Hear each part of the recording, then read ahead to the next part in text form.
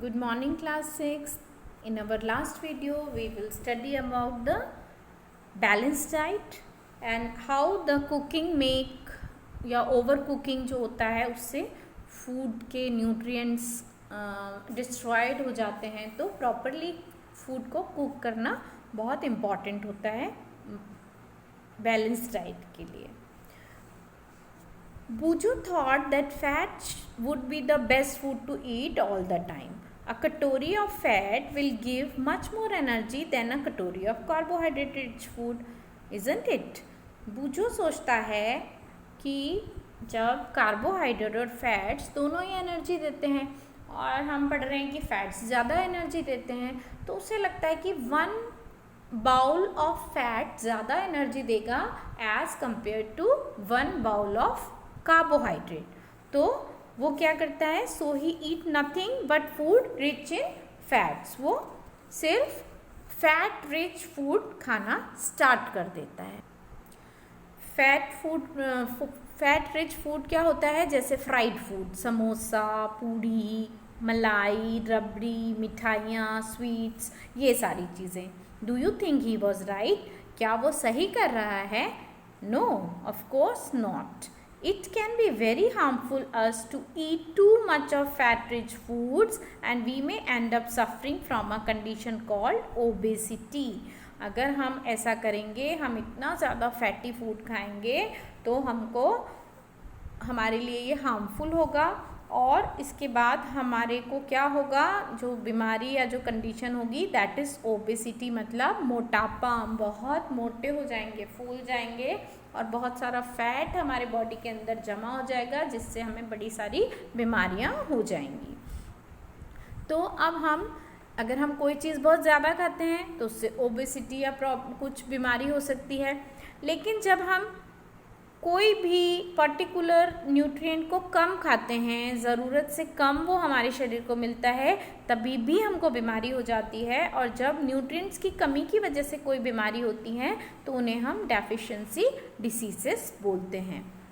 A person may be getting enough food to eat but sometimes the food may not contain a particular nutrient. हो सकता है कि एक इंसान बहुत अच्छे से पेट भर के 2 टाइम 3 टाइम खाना खाता है, लेकिन उसके फूड में किसी एक पर्टिकुलर चीज़ की कमी हो जाती है। जैसे कि समझ लो आप रोज़ दाल चावल खाते हो, सुबह भी दाल चावल खाते हो, शाम को भी दाल चावल खाते हो, या दाल रोटी खाते हो और सब्ज़ी नहीं खाते। अगर आप सब्ज़ी नहीं खाते हो तो आपको कार्बोहाइड्रेट और प्रोटीन तो मिल रहा है लेकिन आपको विटामिन्स और मिनरल्स नहीं मिल रहे। तब क्या होगा, आपके बॉडी में मिनरल्स की और विटामिन्स की कमी हो जाएगी और आपको उसकी डेफिशिएंसी हो जाएगी। तो जब किसी पर्टिकुलर न्यूट्रिएंट की कमी बहुत लंबे समय तक हमारी बॉडी को हो जाती है तो उसे कहते हैं डेफिशिएंसी। और इस तरह से जो बीमारियां होती हैं उन्हें कहते हैं डेफिशिएंसी डिसीजेस।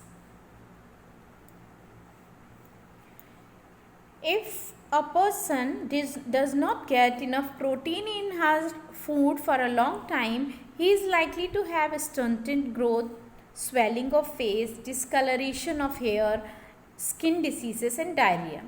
सपोज़ किसी पर्सन को बहुत लंबे समय तक उसके फूड में प्रोटीन की कमी है, वो प्रोटीन कम खाता है, सब्ज़ी रोटी खाता है, सब्ज़ी चावल खाता है, दाल नहीं खाता, एग नहीं खाता, प्रोटीन रिच फूड नहीं खाता या उसको नहीं मिल पाता है, तो क्या होगा, प्रोटीन हमारी बॉडी ग्रो करने में हेल्प करता है। तो जब प्रोटीन की कमी होगी तो उसकी ग्रोथ रुकेगी, फेस पर स्वेलिंग आ जाएगी, बाल सफ़ेद होने लगेंगे, स्किन डिसीजेस हो जाएंगी बहुत सारी, और डायरिया मतलब पेट खराब होने की समस्या होगी।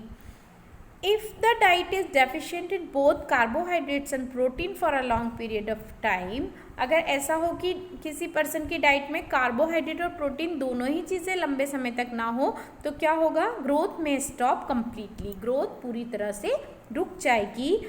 सच a person becomes very lean and thin, ऐसा इंसान बहुत ही दुबला पतला होगा, एंड सो वीक, बहुत कमज़ोर होगा कि वो चलने भी मुश्किल हो जाएगा, उसके लिए चलना भी मुश्किल हो जाएगा।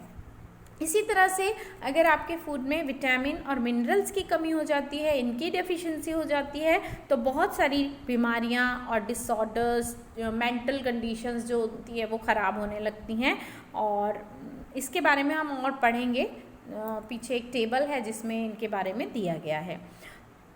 All deficiency diseases can be prevented by taking a balanced diet. अगर हम बैलेंस डाइट खाते हैं, अगर हम ऐसा खाना खाते हैं जिसमें सारे न्यूट्रिएंट्स प्रॉपर मात्रा में होते हैं, तो हम सारी डेफिशिएंसी डिसीजेस से बच सकते हैं। Now you can see a table on the next page. In this table यहाँ पर डेफिशिएंसी डिसीजेस दी हैं और उनके क्या सिम्टम्स होते हैं वो दिए हैं।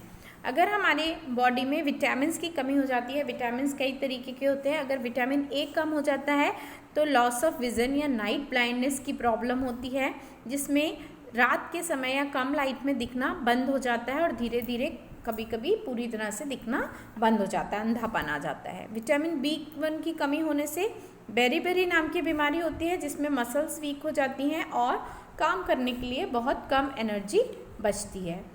अगर विटामिन C की कमी हो जाए तो स्कर्वी नाम का रोग हो जाता है और इसमें हमारे जो गम्स होते हैं उनसे ब्लड आने लगता है और जो घाव होते हैं उन्हें भरने में भी बहुत टाइम लगता है। अगर विटामिन D की कमी हो जाए तो रिकेट्स नाम की बीमारी हो जाती है, जिसमें कि जो बोन्स हैं, हड्डियां हैं, वो कमज़ोर हो जाती हैं, सॉफ्ट हो जाती हैं और मुड़ने लगती हैं। कैल्शियम की कमी होने से हमारी हड्डियां और दांत टूटने की बीमारियां होने लगती हैं, इसमें हमारे दांत और हड्डियां वीक हो जाती हैं। आयोडीन की कमी से गॉइटर नाम की बीमारी होती है, जिसमें कि हमारे गले में जो एक ग्लैंड होती है वो सूजने लगती है, स्वेलन होने लगती है और बच्चों में अगर आयोडीन की कमी हो जाए तो उनकी मेंटल ग्रोथ रुक जाती है। आयरन की कमी होने से एनीमिया नाम की बीमारी होती है, जिसमें खून की कमी होती है और बॉडी में वीकनेस आने लगती है। तो हमें अपनी बॉडी को हेल्दी रखने के लिए हर तरह का फूड खाना चाहिए, बैलेंस डाइट खानी चाहिए। हमारे यहाँ जो अलग अलग स्टेट्स में जो फूड हैं, स्टेपल फूड्स हैं, वो इसी तरह से डिस्ट्रीब्यूटेड हैं कि उसमें वो पूरी तरह से बैलेंस डाइट को कंप्लीट करते हैं। तो हमें जो भी मम्मी घर में बनाती हैं वो सारी चीज़ें खाना चाहिए, तभी हमको सारे मिनरल्स और न्यूट्रिएंट्स मिल पाएंगे। तो now this chapter is completed.